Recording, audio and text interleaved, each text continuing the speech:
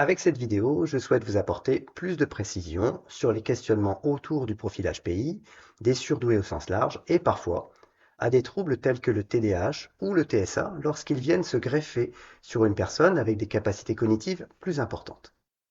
Cette prestation touche la genèse des questionnements autour du HPI ou des neurodivergences. Je me souviens très bien de ma période de questionnement qui a précédé ma phase diagnostique. Ce sont des périodes qui sont stressantes et on a l'impression que notre réalité intime va être chamboulée. C'est aussi une phase où on bascule entre une recherche de réponse à un fonctionnement parfois différent de la grande majorité et d'un autre côté, une forme de syndrome de l'imposteur qui nous tire à penser que tout cela est ridicule. Bien évidemment, c'est également une phase où on recherche énormément d'informations dont le vecteur principal est Internet ou la littérature.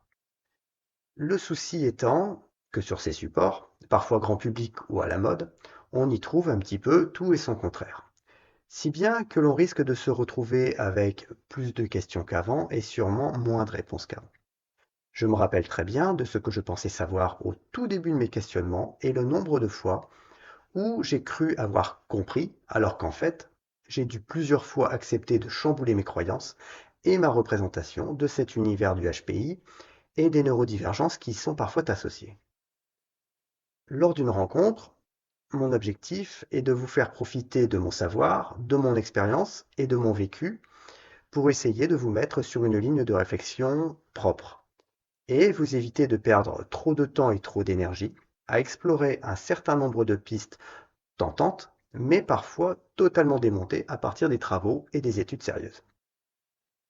Cette prestation s'adresse aux personnes adultes, mais aussi aux parents d'enfants ou d'adolescents qui auraient besoin d'en parler et d'explorer.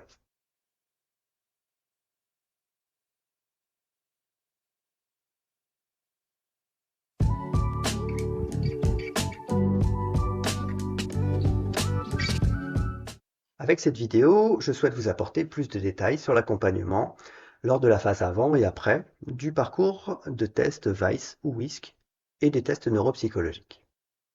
Quand on en arrive à cette période des tests, où une date est posée, en général, on touche au paroxysme de la phase stressante de cette période.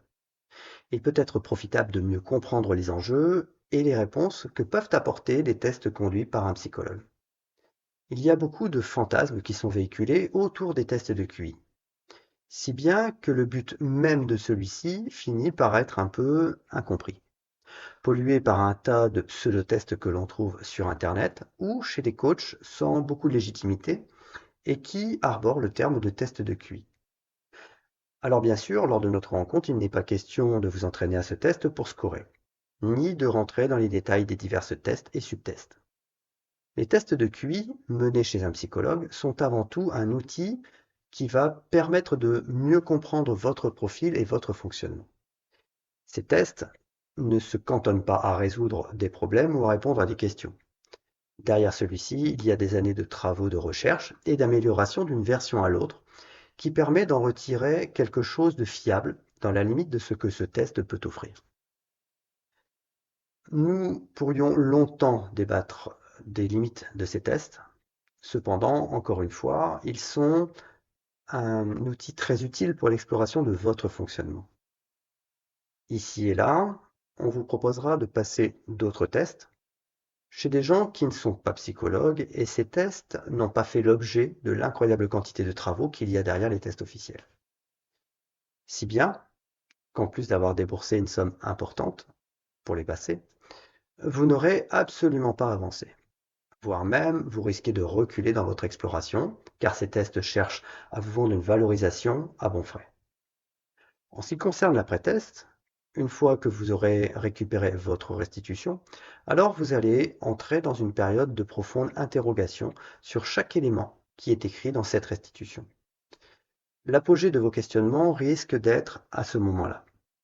Quelqu'un comme moi peut vous aider à comprendre posément tous les éléments implicites ou explicites que cette restitution contient, afin de vous permettre d'être sur une ligne de compréhension et d'exploration propre de votre fonctionnement.